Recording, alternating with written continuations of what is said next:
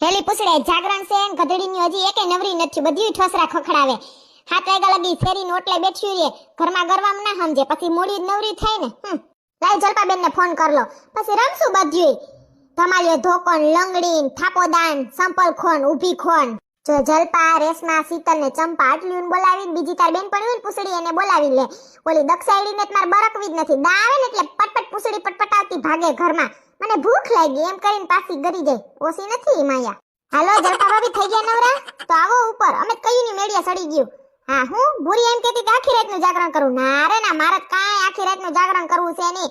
અમે કુંવારી હતી ત્યાં આખી રાતનું જાગરણ કરતા, તોય ઘરવાળો તો જડો એવો જળવાનો છે.